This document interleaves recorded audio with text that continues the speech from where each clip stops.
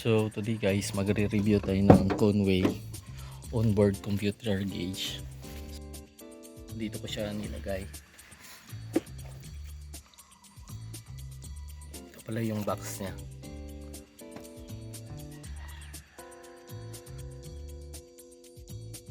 Sa nagtatanong kung saan makikita yung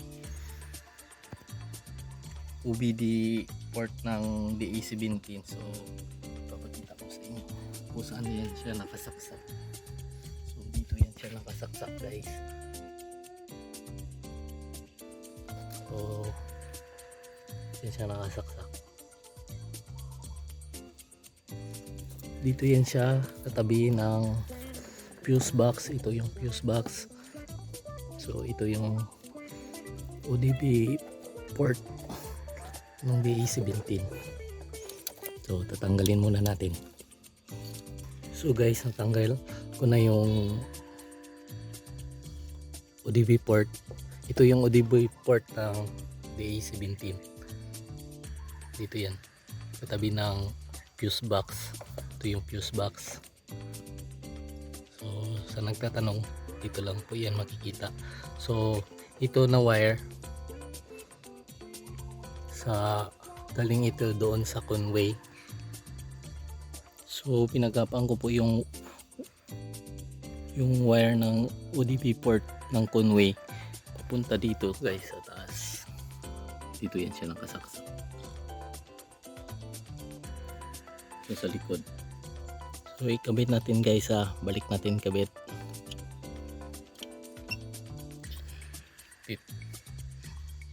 So pag ikabit mo na yan guys, mag-scan po yan siya bago mo siyang kabit. Yan.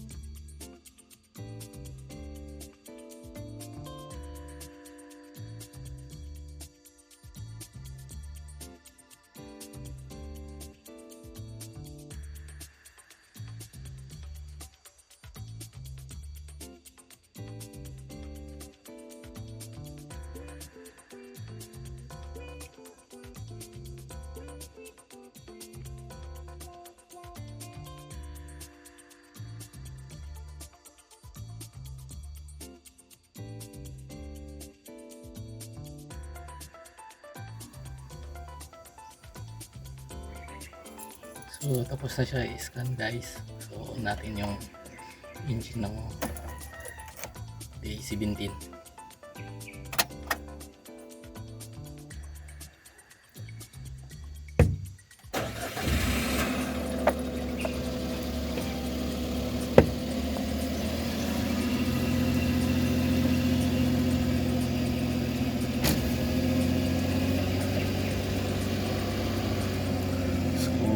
Pagka-on guys, ito yung makikita. Actually naset ko na itong mga nakalagay dito. Kung makikita dito sa gitna, ang sinet ko RPM. Ito engine temperature. Ito voltmeter.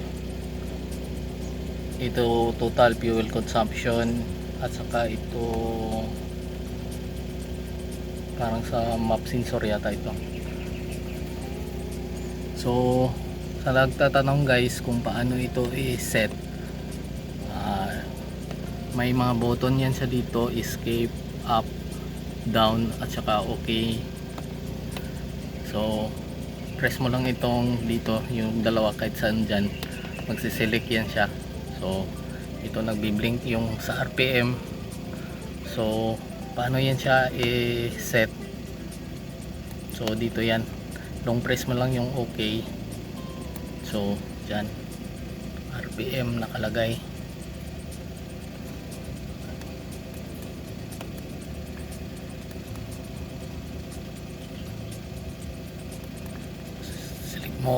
Select mo lang ang okay. So kung gusto mo itong palitan, itong dito press mo lang yung arrow button. So saka long press ang okay. So ito marami kasi yan, pwede mong ilagay. Ito yung engine RPM, vehicle speed. So pwede mo i-select dyan yung vehicle speed.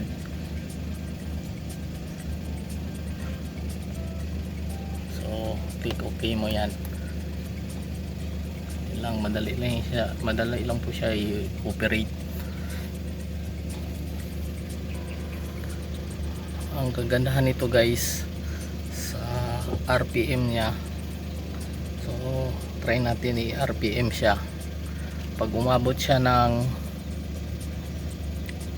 5,000 RPM, magbibip itong Conway na onboard computer gauge.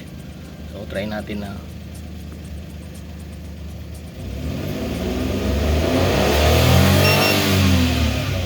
So narinig nyo yung beep.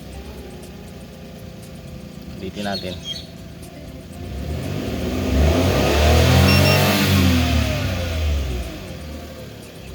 Nagbibip siya. Ang kagandahan rin dito guys, may scanner rin ito guys kung may failure ang engine. So paano siya papuntahin sa scanner? So press mo lang itong escape, long press mo lang. Kita dito guys, language, system para set, OBD para set, alarm set, ODB diagnose. So dito tayo sa ODB diagnose. So baba lang tayo, butin mo lang yung arrow down button. So okay, ang makikita dito, data stream, read codes, clear codes. So dito tayo sa read codes. So press mo lang yung okay at mag-scan na yan siya. So itong DA17 ko wala siyang vehicle fault. So goods na goods yung engine. So balik natin sa main menu. Press yung escape. So babalik na yan siya. Sa nagtatanong guys kung saan ko to nabili, so sa Shopee ko po ito nabili. So ilalagay ko lang yung link sa description. Yun lang guys, salamat sa panonood.